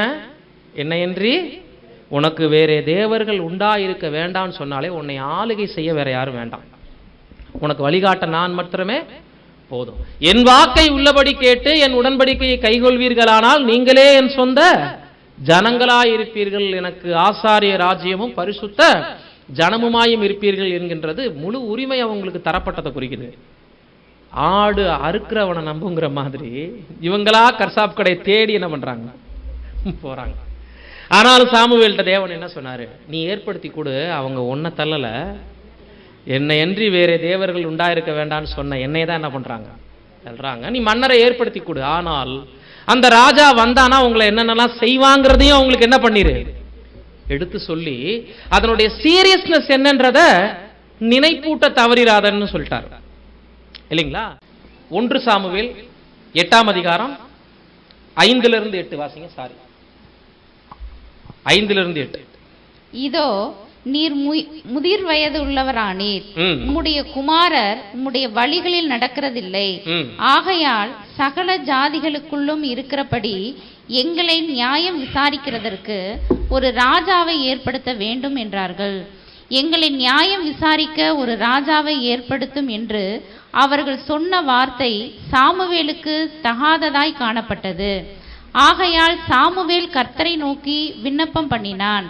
அப்பொழுது கர்த்தர் சாமுவேலை நோக்கி, ஜனங்கள் உன்னிடத்தில் சொல்வது எல்லாவற்றிலும் அவர்கள் சொல்லை கேள், அவர்கள் உன்னை தள்ளவில்லை, நான் அவர்களை ஆளாதபடிக்கு என்னைத்தான் தள்ளினார்கள். பாத்தீங்களா? அப்ப முதல் பிரமாணத்தை, முதல் கட்டளையை சாமுவேல் தீர்க்கதரிசி ராஜாவை எங்களுக்கு ஏற்படுத்தி கொடுங்கன்னு இஸ்ரேல் ஜனங்கள் சாமுவேல் தீர்க்கதரிசியை கேட்டதன் மூலம் பகிரங்கமா இந்த இடத்துல மீறப்பட்டதாக நாம பார்க்கிறோம். அதனுடைய சீரியஸ் அவங்களுக்கு தெரியல. நம்ம முதல் பிரமாணத்தை மீறமே, அது அவங்களால உணர முடியல. ஆனால் இது அதுக்குத்தான் அர்த்தம். ராஜாவை கேட்டது எதுக்கு தான் அர்த்தம் அப்படின்னா, எங்களை தேவன் என்ன பண்ண வேண்டாம்? ஆள வேண்டாம். அப்ப நியாயாதிபதிகளுடைய காலகட்டமும் சக்சஸ் இல்லைங்கிறது இது வெளிப்படுத்துது. நியாயாதிபதிகளால் தேவனிடத்தில் ஜனங்களை 100% கொண்டு போய் என்ன பண்ண முடியல. ஏன்னா நியாயாதிபதிகள்கிட்டயே சில மிஸ்டேக்கு இருக்கு. ஏலி, இப்ப இந்த நாட்கள்ல ஏலி என்ன பண்ணியிருந்தாரு? நியாயாதிபதியா இருந்து அவருடைய பீரியடு முடிஞ்சு சாமுவேல் வந்துட்டார். அவர் நல்லவரா இருந்தாலும் அவருடைய குமாரர்கள் என்ன இல்லைன்னு சொல்லிட்டாங்க. இந்த இடத்துல உங்களை மாதிரி இல்ல உங்க குமாரர்கள். படிங்க அந்த வசனத்தை. சாமுவேல்ட்ட பேசுறாங்க இல்லையா? நீர் முதிர் வயதானீர். எத்தனாவது வசனம்? 5. 1 சாமுவேல் 8:5. இதோ நீர் முதிர் வயதுள்ளவரானீர், உம்முடைய குமாரர் உம்முடைய வழிகளில் நடக்க. பாத்தீங்களா? அப்ப சாமுவேலே அவ்வளவு நல்லவரே, அவர் பசங்களை என்ன பண்ண முடியல, நல்வழிப்படுத்த முடியல. ஏலி குடும்பம் மாதிரி தான் ஆகி போயிருக்குது. உம்முடைய குமாரர்களை நீங்க என்ன பண்ணல, நல்வழி. உங்க குமாரர்கள் உங்கள் வழிகளிலே நடக்கிறது இல்ல, அதனால எங்களை ஆளுகை செய்ய என்ன வேணும்? ராஜா வேணுங்கும் போது நல்ல நியாயாதிபதியா சாமுவேல் மாதிரி உள்ளவங்க வரைக்குமே கூட இஸ்ரேல் ஜனங்களை தேவனுக்கு நேராக 100% என்ன பண்ண முடியல, நடத்த முடியல என்று நம்ம அங்க பார்க்கிறோம். சரி, முதல் ராஜா வந்தார், ரொம்ப தாழ்மையோடு வந்தார். சவுல் அழைக்கப்படும் போது அவருடைய மனநிலை எப்படிப்பட்டது? பெருமையாக இருந்துச்சா, தாழ்மையோடு இருந்துச்சா? அப்படின்னா தாவீது மாதிரியே நல்ல மனுஷன் தான் அவர் அழைக்கப்படும் போது. ஏன்னா தேவன் ஒரு மனிதனை செலக்ட் பண்றாருன்னா அவர் ஒரு துன்மார்க்க மனிதனா இருந்து அவங்க என்ன பண்ண மாட்டாரு, செலக்ட் பண்ண மாட்டார். அல்லது ஆளுகை செய்ய அதிகாரம் இல்லாத, ஒரு தகுதி இல்லாத ஒரு நபரை அவர் என்ன பண்ணல, சிங்காசனத்துல உயர்த்தல. சிங்காசனத்துக்கு வந்த பிறகு அவர்களுடைய வெற்றி தோல்வி, அவர்களுக்கு கிடைச்சிட்ட கனம் மரியாதை, இதை பொறுத்து அவங்க தவறு பண்றது வேற. ஆனால் தேவனால் அழைப்புக்குள்ள வரும்போது ரொம்ப தாழ்மையுள்ள ஒரு மனுஷனாக தான் சவுலுடைய ஜீவியம் அங்க ஆரம்பமானது. ஆனால் தொடர்ந்து தேவனை அவர் முன்னிலைப்படுத்தினாரா? ஜனங்களுக்கு முன்னாடி தொடர்ந்து தேவனையே அவர் கனப்படுத்தி வந்தாரா அப்படின்னு பார்க்கும்போது இல்ல. 2 முறை தேவனுடைய பிரமாணங்களை அவர் பகிரங்கமா மீறினார். பெலிஸ்தியர்களோடு நடந்த யுத்தம் ஒண்ணு, சாமுவேல் தீர்க்கதரிசி வர்ற வரைக்கும் காத்திருக்க சொன்னாரு. அவசரப்பட்டு ஜனங்கள் தனக்கு கொடுத்துட்ட அந்த பிரஷர்னால ஒரு ஆசாரியன் செலுத்த வேண்டிய பலியை அவர் செலுத்திடுவார், ஒரு கன்று குட்டியை பிடிச்சு. இது 1 சாமுவேல் 13ஆம் அதிகாரத்தில் இருக்கு, படிக்க வேண்டாம். நெக்ஸ்ட் அமலேக்கியர்களோடு நடந்த ஒரு யுத்தம். முதல் நம்ம 13ஆம் அதிகாரத்தில் பார்த்தது பெலிஸ்தியர்களோடு நடந்த யுத்தத்தில் சாமுவேலுக்காக காத்திருக்காம தெய்வீக பிரமாணத்தை மீறுவாரு. நெக்ஸ்ட் பாத்தீங்கன்னா அமலேக்கியர்களோடு போர் புரியும் போது ராஜாவை கொண்டு போட்டுரு, ஆடு மாடுகளை உயிரோட வைக்காத, கொள்ளையாடின எந்த பொருளையும் எடுத்துட்டு வரக்கூடாது, சாபத்தீடான எந்த பொருளையும் எடுத்துட்டு வரக்கூடாதுங்கிறது நல்லா கவனிங்க. தேவனை முன்னிலைப்படுத்துறதுனா அவருடைய வார்த்தைகள் ஒன்னுக்கும் கனம் கொடுக்கணும். தெய்வீக வார்த்தைகளை எல்லா சூழ்நிலைகள்லையும் சொல்லப்பட்ட பிரகாரம் மதித்து நடப்பதில் அடங்குது. இல்ல நான் தேவனை தான் வணங்குறேன் அப்படின்றது ஒரு வார்த்தையில சொல்லிட்டு தேவனால் ஒதுக்கப்பட்ட சகல காரியங்களையும் கொண்டுட்டு வர்றதுக்கு பேரு நம்ம ஒரே தேவனை துதித்துக் கொள்வது, தொழுது கொள்வது இல்லை என்று நம்ம இந்த இடத்துல பார்க்கிறோம். ராஜாவை உயிரோட வச்சுட்டார், கொல்லல. அமலேக்கிய ராஜாவாகிய ஆகாகை ஜனங்கள் பிரஷர் போட்டாங்க, நல்ல ஆடு மாடுகளை எல்லாம் என்ன பண்ணிடலாம், கொண்டு போயிடலாம். என்ன சொல்லியிருக்காங்கன்னா, சும்மா பலி செலுத்திட்டே இருக்கோம்ல, அதுக்கு நம்ம ஊர்ல இருக்கிற ஆடு மாடே தான் சாகணுமா? அமலேக்கியருடைய ஆடு மாடை கொண்டு போய் செலவு இல்லாம என்ன பண்ணிக்கலாம், பலி செலுத்திடலான்னு இவங்க ஆலோசனை கொடுக்கவும், நகை நட்டு ஆடு மாடு கொல்லையில் பறந்துன்னு வரும். சாமுவேல் கேட்பாரு, என்ன பண்ண? தேவனுடைய வார்த்தைக்கு கீழ்ப்படுகிறதை பார்க்கிலும் உனக்கு பலி செலுத்துறது பெருசா போச்சா கேட்பாரு இல்லைங்களா? 2வது தடவை நீ என்ன பண்ணிட்ட? முதல் தடவை பலியை பார்க்கிலும் கீழ்ப்படுதல் சொல்லியிருப்பார். ஒரு ராஜ்யபாரம் நிலை நிற்காது அப்படின்ட்டு இருப்பார். நீங்க வர லேட் ஆயிடுச்சு, ஜனங்கள் எனக்கு பிரஷர் கொடுத்தாங்க, அதனால நான் பலி செலுத்திட்டேன், நீ முரட்டாட்டம் பண்ணிட்டேன் பார். 2வது முறை இந்த கொள்ளையில பறந்து சாபத்தீடான பொருட்கள் எல்லாம் சூறையாடிட்டு எடுத்துக்கிட்டு ராஜாவை உயிரோட வைக்கும் போது எந்த கட்டளையும் செகண்ட் ஒரு சான்ஸ் தேவன் உனக்கு கொடுத்துருப்பாரு. இதையும் நீ மீறிட்டனால உன் ராஜ்யபாரம் இனிமேல் நிலை நிற்காது. இப்ப இதுல என்ன இருக்கு? யுத்தத்துக்கு அவர் வர லேட் ஆச்சு, இவர் பலி செலுத்திட்டார். ஆடு மாடுகளை உயிரோட வச்சதுல, பொன் பொருளை எடுத்துக்கிட்டதுல ஜெயிச்சா இவங்களுக்கு தானே சொந்தம். என்ன இருக்கு அப்படின்னு நம்ம யோசிக்கலாம். ஒன்னே ஒண்ணு, தேவனுடைய வார்த்தை என்ன பண்ணப்பட்டிருக்கு. அது எவ்வளவு வேல்யூவான பொருளா இருந்தாலும் சரி, பல கோடிக்கு அது ஒருத்தானாலும் சரி, அதை அழிச்சு போட்டுருன்னா அதை என்ன பண்ணக்கூடாது, தொற்றுக்க கூடாது. அதுலதான் தேவனுக்கு கொடுக்கக்கூடிய முன்னிலை கணம் அங்க இருக்குங்கிறத நம்ம பார்க்கிறோம். தொடர்ந்து இவர் என்ன பண்ணார்? தேவனுக்கு சவுல் முன்னிலை கொடுக்கல, முதல் முக்கியத்துவம் கொடுக்கலங்கிறது அவருடைய தற்பெருமையில வெளிப்படுது, அவருடைய பொருளாசையில வெளிப்படுது. ஜனங்களுடைய பேச்சை கேட்டு அதை நான் செஞ்சேன் அப்படின்னு சொல்லும் போது அவர் தேவனுக்கு என்ன பண்ணல, முக்கியத்துவம் கொடுக்கல. தொடர்ந்து தேவனுடைய கட்டளையை அவரு மீறிக்கிட்டு இருந்தாரு. ஜனங்களை குறிப்பா தொகை பார்த்திருக்காரு.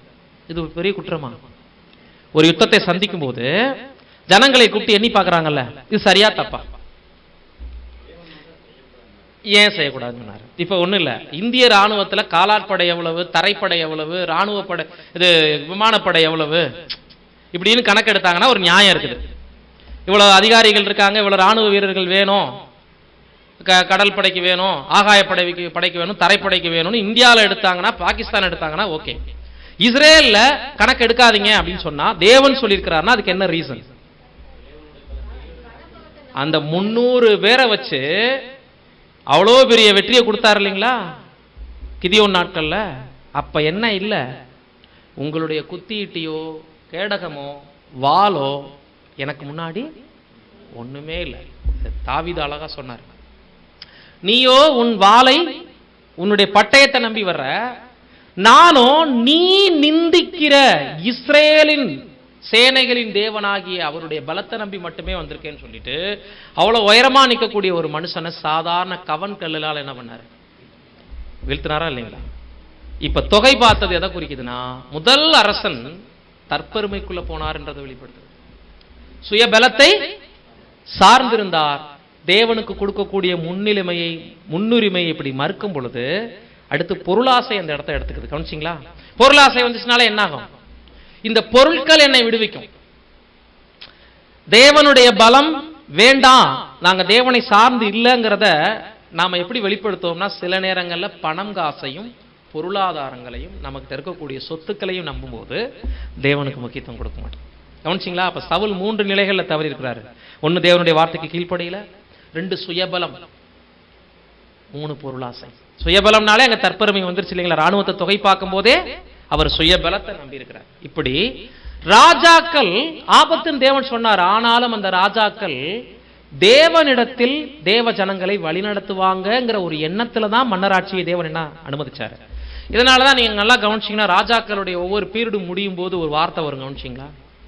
அவன் கர்த்தருடைய சிங்காசனத்திலே 40 வருஷம் ராஜ்யபாரம் பண்ணினான், பின்பு நித்திரை அடைந்தான். பின்பு தாவீது கர்த்தருடைய சிங்காசனத்திலே 40 வருஷம் ராஜ்யபாரம் பண்ணினான். பின்பு சாலமோன் 40 வருஷம் வருது. கவனிச்சிங்களா? அப்புறம் 2.5 வருஷம் 1 வருஷம்லாம் ஆளுகை செய்த ராஜாக்களா இருப்பாங்க. இது இந்த கர்த்தருடைய சிங்காசனத்திலே உட்கார்ந்தான்றது எந்த உரிமையை குறிக்குது அப்படின்னா, உலகத்திலேயே யாருக்கும் அனுமதிக்கப்படாத ஒரு உரிமை, சர்வ வல்லவருடைய சிங்காசனம் இஸ்ரேல்ல இருக்குது. பரலோகத்தில் இருக்கக்கூடிய சிங்காசனம் இல்ல, பரலோகத்திற்கு தொடர்பில் இருக்கக்கூடிய ஒரு சிங்காசனம் பூமியில இருக்குன்னா அது இஸ்ரேலுடைய சிங்காசனம். பரத்திலிருந்து அந்த கவர்மெண்ட் நடக்குது, உலகம் முழுவதும் எங்கேயுமே இல்ல. இப்படி பரலோகத்தில் இருந்து நடைபெறக்கூடிய ஒரு அரசாங்கத்துக்கு அந்த சிங்காசனத்துல யார் உரிமை கொடுக்கணும்? உட்கார தேவன் கொடுக்கணும். அதனாலதான் நேபுகாத் நேச்சாரு கிட்ட சிறைபிடிக்கப்பட்டு கடைசி ராஜாவாகிய அவர் சிதேக்கியா போகும் பொழுது அதோட புறஜாதிகள்கிட்ட ஒப்பு கொடுக்கப்படுறாங்களா? புறஜாதிகளுடைய காலம் நிறைவேறும் வரைக்கும் எருசலேம் புறஜாதியாரால் மிதிக்கப்படுங்கிற தீர்க்க தரிசனம் அங்க தொடங்குது இல்லைங்களா? அப்ப சிங்காசனத்துல உட்கார்ற உரிமை புறஜாதிகளுடைய அரசர்களுக்கு போக ஆரம்பிச்சது பாபிலோனுடைய சாம்ராஜ்யத்திலிருந்து. புரியுதுங்களா? திரும்ப ராஜா வருவார் நீடித்து ஆட்சி செய்யறதுக்கு. அந்த சிங்காசனத்துல உட்கார அடுத்து ஸ்டாண்டர்டா யார் வருவா? சிதேக்கியாவுக்கு அப்புறம் உரிமைக்காரரானவர் வருமட்டும் அது இல்லாது இருக்குன்னு சொல்லும் போது, இப்ப அந்த சிங்காசனத்தை உண்மையிலே தேவன் யாரு கொடுக்கிறார்? முதல்ல சவுல் உட்கார்ந்த சிங்காசனம் ஸ்டாண்டர்டா யாருக்கு போகுது? ஆண்டவராகிய இயேசு கிறிஸ்து. இந்த சிங்காசனத்துல உட்கார்ந்துட்டு ஆட்டிடையர்களா இருந்துட்டு சாதாரண பேக்ரவுண்ட்ல இருந்து வந்துட்டு இவங்களுக்கு பதவி வந்த பின்னாடி உடனே பொருளாசை பின்பற்றிடுவாங்க, டக்குன்னு விக்கிரகாராதனை பண்ணிடுவாங்க, சுயபலத்தை சார்ந்துருவாங்க. இப்படி நிறைய ஜனங்களை தேவனிடத்துல வழி நடத்துறதுக்கு பதிலாக மிஸ்டேக் பண்ணிட்டே இருப்பாங்க. சரி, தாவீது ரொம்ப நல்ல மனுஷன் இல்லைங்களா? தாவீதை குறித்து தேவன் என்ன சொன்னார்? என் இருதயத்திற்கு ஏற்ற தாசன். அப்பேற்பட்ட தாவீது ஏதாவது தவறு பண்ணாரா? பாருங்க, தாவீது தேவனை தன் வாழ்நாள்ல முன்னிலைப்படுத்தியது சங்கீதம் 18 30-31 நம்ம பார்க்கிறோம். வாசிங்க. சங்கீதம் 18 30-31. தேவனுடைய வழி உத்தமமானது, கர்த்தருடைய வசனம் புடமிடப்பட்டது. தம்மை நம்புகிற அனைவருக்கும் அவர் கேடகமாயிருக்கிறார். கர்த்தரை அல்லாமல் தேவன் யார்? நம்முடைய தேவனை அன்றி கண்மலையும் யார்?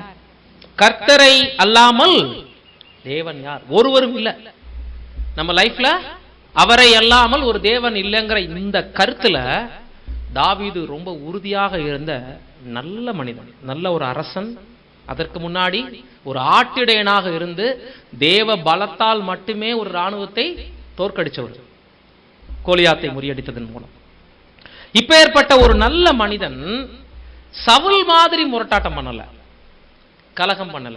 சவுல் வேற ஆவி விடப்பட்ட பின்னாடி போன லெவல்லாம் ரொம்ப ரொம்ப அதுக்கப்புறம் மோசம். நம்ம முழுசாலாம் பார்க்கலாம், சின்ன சின்ன தகவல் தான் பார்த்துருக்கோம். அதாவது தேவனை முன்னிலைப்படுத்தாம அவங்க செய்த தவறுகளுக்கான ஆதாரங்கள் மட்டுமே தான் பார்த்துட்டு வருமே தவிர ஒருத்தருடைய லைஃப் ஹிஸ்டரி முழுசா நம்ம பார்க்கலாம். ஆனா இப்படிப்பட்ட தாவீது, அவருடைய மைண்ட் எப்படி இருந்துச்சுன்னா, எருசலேமுக்குள் நுழையக்கூடியவர்கள் முதல்ல தனது அரண்மனையை கவனிக்க கூடாது, தேவாலயத்தை கவனிக்கணுங்கிறது அவருடைய மைண்ட் பாயிண்ட். கவனிச்சிங்களா? எருசலேம் அது ஒரு மலை பிரதேசம், மலையில தான் எருசலேம் நகரமே அமைந்திருக்கு. அதுல அந்த மலையின் மேல ஆலயம் இருக்கும். கவனிச்சிருக்கீங்களா? இது தாவீது என்ன சொல்ல வர்றாரு அப்படின்னா, மலை உயரமானது, அதை விட ஹைலைட்டா எது இருக்கணும்? தேவாலயம். கவனிச்சிங்களா? அப்ப தன்னை ஹைலைட் பண்ணணும், தான் அமர்ந்திருக்கக்கூடிய அரண்மனை உயரமா தெரியணும்னு கூட அவர் நினைச்சதில்லை. அவ்வளவுக்கு நல்ல ஒரு தேவனுடைய ஒரு மனிதனா இருந்தாரு. இருந்தாலும் தேவனை தன் வாழ்நாள்ல முதல் நிலை முக்கியத்துவப்படுத்திய இந்த ஒரு மனிதனும் ஒரு தப்பு பண்ணாரு. என்ன தப்புங்க? பச்சேபால் விஷயத்துல அவர் பண்ணது பிரமாணம். இந்த பிரமாணத்தை மீறியதாக நம்ம சொல்ல முடியாது. நம்ம கேட்கறது இந்த முதலாம் கட்டளைக்கு ரிலேட்டடான ஒரு தவறு பண்ணார். அதாவது அவர் பண்ணிட்ட தவறு, கொலை, பச்சேபால் விஷயத்துல நடந்துகிட்டது எல்லாமே மோசமான விஷயம் தான். அது கூட தேவனுக்கு விரோதமானதுங்கும் போதே தேவனுக்கு கொடுக்கக்கூடிய முன்னுரிமை மீறினாருங்கிறத ஆழ்ந்த கணக்கில் எடுக்கலாம். ஆழ்ந்த கருப்பொருள் ஆராய்ச்சி பண்ணும்போது எடுக்கலாம். தெய்வீக வல்லமையை அவரும் ஒரு சில இடத்துல மிஸ்டேக் பண்ணார், அதை யோசிக்காம. 2 சாமுவேல் 24:9 வாசிங்க. 2 சாமுவேல் 24:9 தொடங்கி.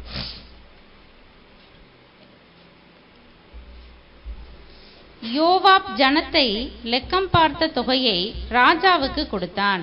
இஸ்ரவேலிலே பட்டயம் உருவத்தக்க யுத்த சேவகர் 8 லட்சம் பேர் இருந்தார்கள். யூதா மனுஷர் 5 லட்சம் பேர் இருந்தார்கள். இவ்விதமாய் ஜனங்களை எண்ணின பின்பு ராஜாவின் இருதயம் அவனை வாதித்தது. அப்பொழுது தாவீது கர்த்தரை நோக்கி, நான் இப்படி செய்ததினாலே பெரிய பாவம் செய்தேன். இப்போதும் ஆண்டவரே, உமது அடியானின் அக்கிரமத்தை நீக்கிவிடும். நான் மகா புத்தியினமாய் செய்தேன் என்றான். கவனிச்சிங்களா? தாவீதினுடைய விண்ணப்பம் இலக்கம் பார்த்தனது சாதாரண விஷயம் அப்படின்னா சஞ்சலப்பட்டிருக்க கூடாது இல்லையா? ஏன் வருத்தப்படுறார்? பாவம் செஞ்சேனே சொல்றாரு. கவனிச்சிங்களா? ராணுவத்தை தொகை பார்த்தது யோவாபை வச்சு ராணுவத்தை எண்ணினது பாவம்னே சொல்லிட்டு இருக்கிறார். அப்ப அவருடைய மனசாட்சி ஏன் குற்றப்படுத்துச்சு அப்படின்னா கவன்கல் கோலியாத் மேட்டர். அப்ப அதுல ஒரு மாபெரும் ஒரு ராட்சதனை வீழ்த்தி தேசமே பயந்து கொண்டிருந்த பெலிஸ்திய ராணுவத்திற்கு முன்னாடி பெலிஸ்தியர்களை முறியடித்து ஓட பண்ணிட்ட சிறிய கருவி தாவீது தேவனுடைய கரத்தில் இருந்தார். ஆனா அப்பேற்பட்ட ஒரு மனிதன் எப்பேற்பட்ட விரோதங்களையும் எதிரி படைகளையும் ராணுவங்களையும் ஜெயிக்க வைக்க தேவனால் கூடும் அப்படிங்கிற விசுவாசத்தை பகிரங்கமா மறுதலிச்சதுதான் அதனுடைய அர்த்தம். அதனால அவர் அந்த தவறை உணர்ந்து இந்த இடத்துல என்ன பண்றாரு? ஜெபம் பண்ணுவதை நம்ம பார்க்கிறோம் இல்லைங்களா? அப்ப அன்புக்குரிய சகோதர சகோதரிகளே, இதன் மூலம் ராஜாக்களுடைய ஆட்சி காலத்திலையும் தேவனுக்கு இருதயத்திற்கு ஏற்ற மனிதர்களும் கூட சில முன்னுதாரணங்களையும் காமிச்சு ஆலயம் உயர்ந்ததாக இருக்கணும், என்னுடைய வீடு அரண்மனை இல்லைன்னு நினைச்ச மனுஷன் கூட ராணுவத்தை எண்ணி தொகை பார்த்ததன் மூலம் தேவனை முக்கியத்துவப்படுத்துவதை விட்டு சற்று விலகி இருக்கிறார். நல்லா கவனிச்சீங்கன்னா ஏதோ ஒரு பலத்தின் மீது நம்பிக்கை வச்சு, அது பொருளாதாரமா இருக்கலாம், விக்கிரகமா இருக்கலாம், உடல் பலமா இருக்கலாம், அல்லது மனித ஆலோசனைகளா இருக்கலாம், மனிதர்களை தலைவர்களாக கருதுவதா இருக்கலாம். எதுனாலும் எந்த கட்டளையை மீறோம்? தெய்வீக பலம். என்னையன்றி உனக்கு வேறே தேவர்கள் உண்டாயிருக்க வேண்டாம் எனக்கூடிய முதல் பிரதான கற்பனையை மீறுவதுதான் பல விஷயங்கள் மேல நம்பிக்கை வைப்பது நமக்கு காண்பிக்குது. அடுத்து அவருடைய மகன் 40 வருஷம் வந்தார். சவுலுக்கு அப்புறம் தாவீதுக்கு அப்புறம் வந்தார் உலகத்திலேயே மிகப்பெரிய ஞானி. உலகத்திலேயே மிகப்பெரிய ஞானி என்று சொன்னால் கர்த்தர் இயேசுவுக்கு முன்னாடி, ஆண்டவர் இயேசு வந்த பின்னாடி சாலமோனிலும் பெரியவர் கர்த்தராகிய இயேசு கிறிஸ்து. அப்ப தனது ஞானத்தால் அவ்வளவு சரி தவறு, இது தீமை, இது செய்யணும், இது செய்யக்கூடாது எல்லாம் அவருக்கு தெரியும். அவ்வளவு ஞானத்தையும் உணர்வையும் தேவன் சாலமோனுக்கு கொடுத்திருந்தாரு. தன்னுடைய தந்தை செய்யாத ஒரு பெரிய தவறுக்கு இவர் அனுமதி கொடுத்தார். தாவீது ராணுவத்தை தான் என்னாரு, சவுலு பொருளாசையை சார்ந்து தற்பெருமைக்குள்ள போனாரு. தாவீதும் ராணுவத்தை தொகை பார்த்து ஒரு விதத்தில் அதுவும் தற்பெருமை தான். ஆனால் அந்த 2 அரசர்களும் செய்யாத ஒரு விஷயத்தை ரொம்ப துணிகரமா செய்து முதல் பிரமாணத்தை பகிரங்கமா மீறியவர் சாலமோன் தான். இவங்கெல்லாம் பொருளாசையை பின்பற்றி போனா அது தேவனுக்கு நம்ம கொடுக்கிற முதலிடம் இல்லையோ, இப்படி லேட்டா புரிஞ்சவங்களா இருப்பாங்க. ஜனங்கள் பேச்ச கேட்டேன், அதனால நான் என்ன பண்ணிட்டேன், ராஜாவை உயிரோட வச்சுட்டேன். அந்த கட்டளையை மீறாரு, பட் தேவனுக்கு முதலிடம் கொடுக்கலங்கிறத அவங்களுக்கு உணர்த்தும் போதுதான் தெரிய வருது. அதுக்கப்புறம் மிஸ்டேக் பண்ணாரு இல்லைங்களா. பகிரங்க மீறுதல் என்று சொல்ல முடியாது. தாவீது தொகை பார்க்கும்போது தெரியல, தொகை பார்த்துட்டு இருதயம் வாதிச்சிருக்கும் போது அவர் மிஸ்டேக் பண்ணது அவருக்கு முதல்ல தெரியல.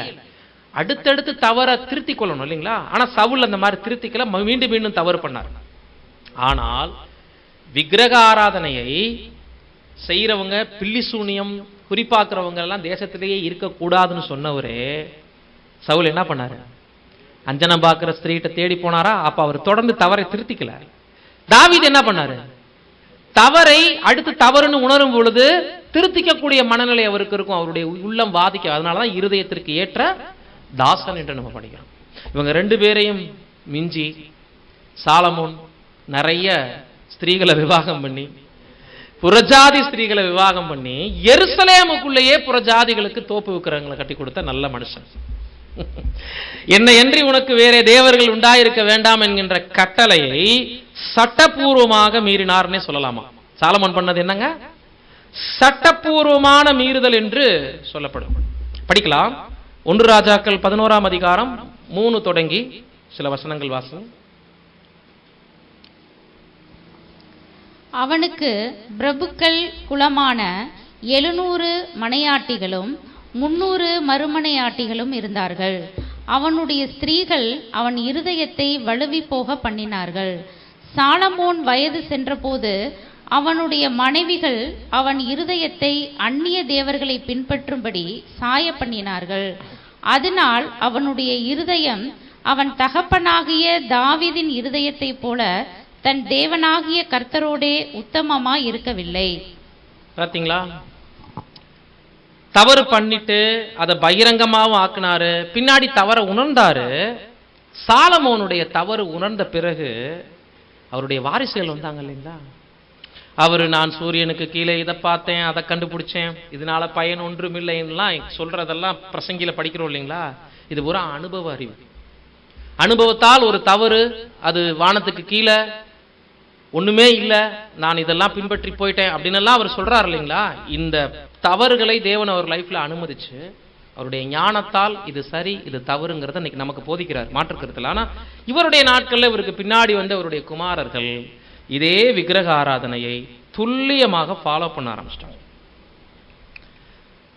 சவுல் நாட்கள்ல, தாவீது நாட்கள்ல சில தவறுகள் இருந்துச்சு, ஆனா விக்கிரக ஆராதனை பகிரங்கமா இல்ல. ஆனா சாலமோனுடைய துணிகரம் புறஜாதி தேவர்களுக்கு சொந்த தேசத்திலேயே எருசலேமிலேயே கோயிலையும் கட்டி கொடுத்து மனைவிமார்கள் தூபம் காட்டும் போது இவரும் போய் நிற்கிறார். கும்பிடலையே தவிர இவர் என்ன பண்றாரு? போயும் நிற்கிறார். புரியுதுங்களா? தானாக தேவனை விட்டு வேற யாரையும் வழிபட மாட்டேன்னு சொல்லிட்டு மனைவிகளை திருப்திப்படுத்துறதுக்கு போய் என்ன பண்ணிட்டாரு? நின்னார இல்லைங்களா. அதுவும் இவ்வளவு ஞானிக்கு இது எவ்வளவு பெரிய தவறுன்னு தெரியாமையா செஞ்சிருப்பாரு? அவங்கெல்லாம் தெரியாம செஞ்சாங்க, இவரு சட்டப்பூர்வமாக அதை மீறினார் என்று நம்ம பார்க்கிறோம்.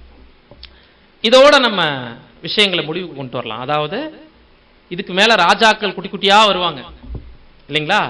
இதுக்கப்புறம் நிறைய தீர்க்கதரிசிகள் வந்தாங்க. எசாயா, எரேமியா போன்ற நல்ல எலியா தீர்க்கதரிசி போன்ற நல்ல உள்ளம் படைத்தவர்கள் வந்தாங்க. இவங்க நாட்கள் எல்லாம் அவங்க ரொம்ப நேர்மையா இருந்தாங்க. அவங்க மேல எந்த விதமான ஒரு மிஸ்டேக்கும் நம்ம என்ன பண்ண முடியாது.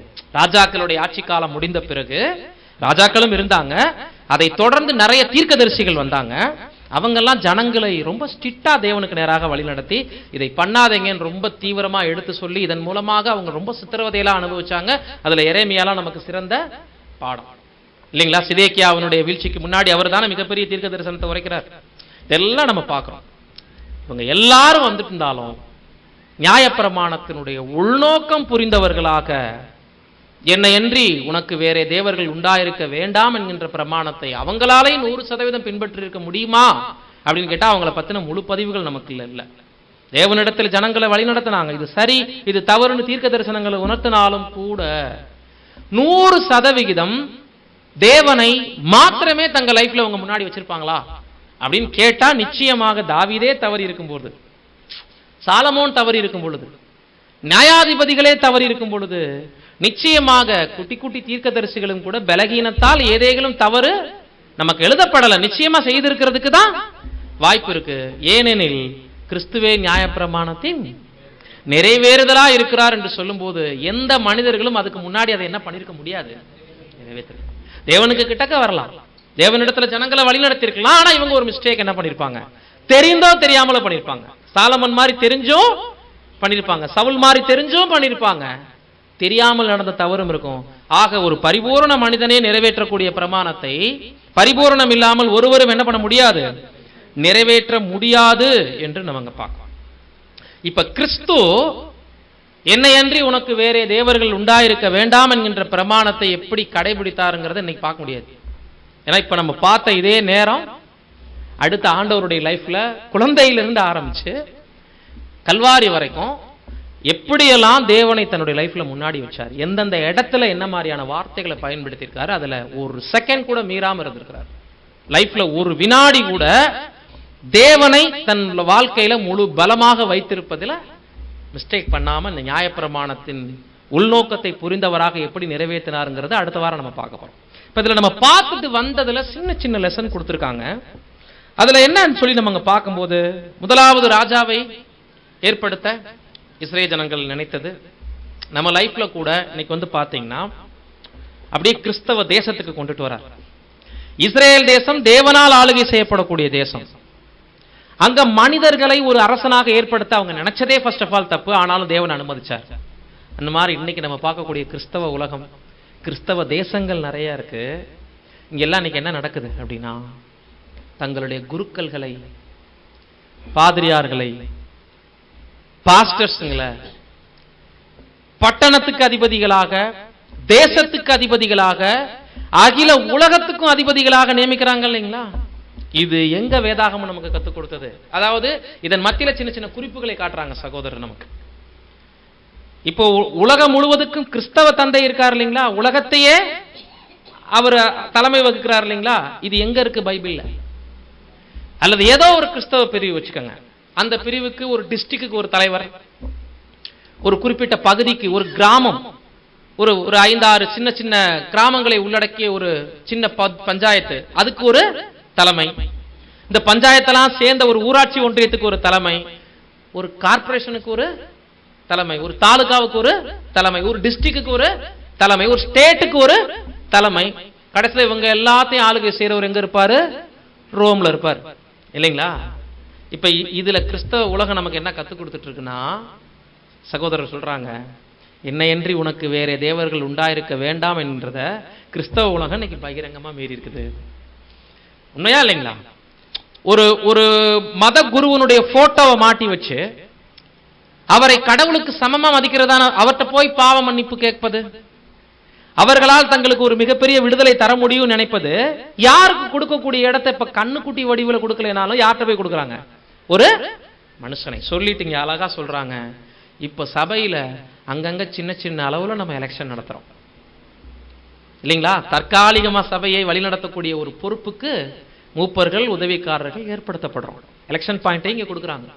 இந்த இடத்துல தங்களை வழிநடத்துற சகோதரர்களை ஒருவேளை முழுக்க முழுக்க நம்பி தூக்கி வச்சோம்னா அது எதை வெளிப்படுத்துது? என்னையன்றி உனக்கு வேற தேவர்கள் உண்டாயிருக்க வேண்டாம் என்கின்ற பிரமாணத்தை கிறிஸ்தவ உலகமே மீறிட்டு இருக்குது இன்னைக்கு இல்லைங்களா? பிஷப்புகளை வச்சுட்டு, குருக்கள்களை வச்சுட்டு மீறிட்டு இருக்கிறாங்க, போப்புக்களை வச்சுட்டு. இங்க எல்லாரும் என்ன தெரிவிக்கிறாங்கன்னா, எங்களுக்கு தெய்வீக வழிகாட்டுதலை விட ஒரு மனுஷன் எங்களை நல்லா நியாயம் தீர்ப்பார், நல்லா விசாரிப்பார், அப்படி கொண்டு போறாங்க. சின்ன சின்ன அளவில் இன்னைக்கு நம்மள மாதிரி சின்ன சின்ன எக்லீஷியா அல்லது 100க்கும் மேல எண்ணிக்கை கொண்ட சபையில் காணப்படக்கூடிய ஒழுங்குமுறையில் இன்னைக்கு எலெக்ஷன் இருக்கு.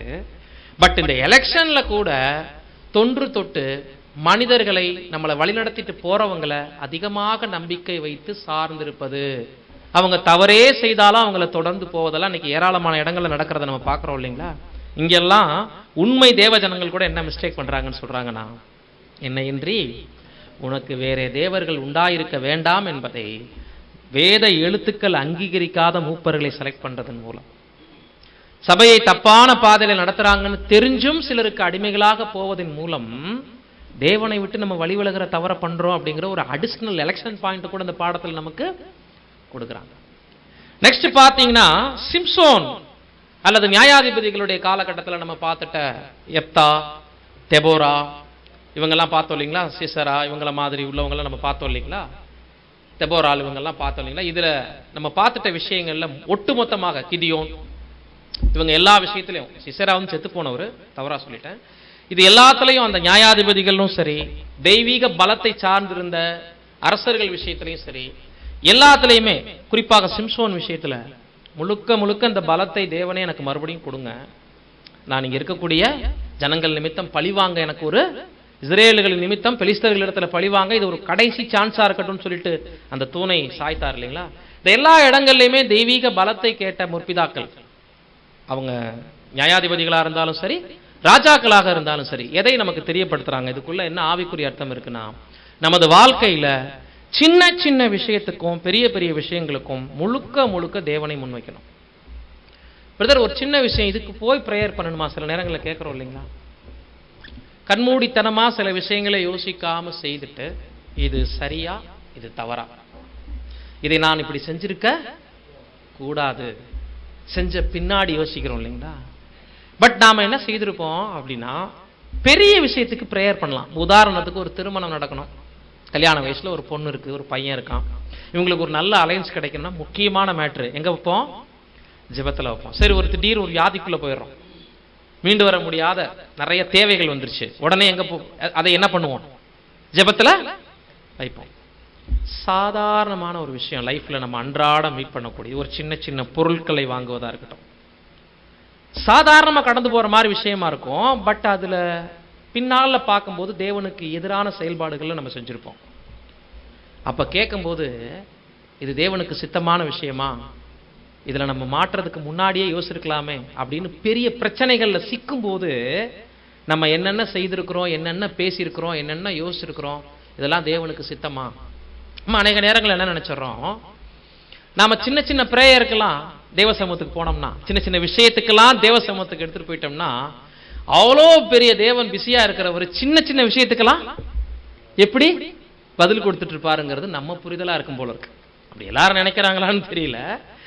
சின்ன சின்ன விஷயத்துக்கெல்லாம் ஜெபத்துக்கு போறத முற்பிதாக்கள்கிட்ட நம்ம கத்துக்கலாம். கண்களை மூடி உடனே ஸ்பாட்ல ஜெபம் பண்ணார் இல்லைங்களா தானியேலு, பரலோகத்தில் இருக்கிற தேவனை துதிக்கிறேன், இந்த தரிசனம் எனக்கு வெளிப்பட்டதுக்கு தேவனுக்கு நன்றி சொல்லி ஆரம்பிக்கிறார் இல்லைங்களா. அப்ப அந்த இடத்துல ஒரு சின்ன பிரேயர்ல என்ன கத்துக் கொடுக்குறாரு அப்படின்னா, சின்ன சின்ன காரியங்களுக்கும் தேவனை முன்னாடி வைங்க, தேவனுடைய பலத்தை சார்ந்துருங்க. அது அற்ப காரியம் நினைக்க வேண்டாம். அது சரியா தவறான்னு நமக்கு வழிகாட்டுதல் வேணும்னா அதுக்காக ஜெபத்துக்கு என்ன பண்ணணும்? போகணும்.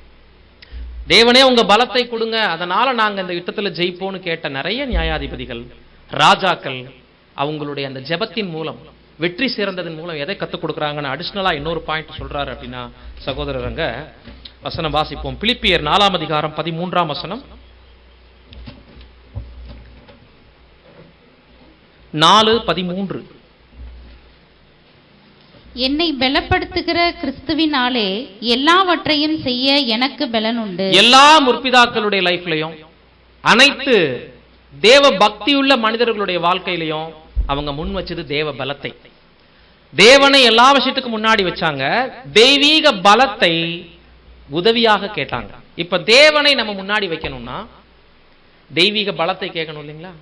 நமக்கு தெய்வீக பலம் என்பது என்ன அல்லது யார் அப்படின்னு கேட்டீங்கன்னா, ஆண்டவராகிய இயேசு கிறிஸ்து. என்னை பலப்படுத்துகிற கிறிஸ்துவினாலே எல்லாவற்றையும் செய்ய எனக்கு பலன் உண்டுங்கிறது ஆவிக்குரிய இன்னொரு பதில் இதுக்கு, இந்த பாடத்துக்கு. நமக்கு என்னையன்றி உனக்கு வேறே தேவர்கள் உண்டாயிருக்க வேண்டாம் என்பது வாழ்க்கையில வெற்றியோ தோல்வியோ சின்ன சின்ன தொடக்கத்தில் கூட தேவ சமூகத்தில் வச்சு செஞ்சோம்னா, தோல்வியாகவே இருந்தாலும் கூட அது நமக்கு தேவையில்லை என்று தேவனுடைய வழிகாட்டுதல் இருக்கும்.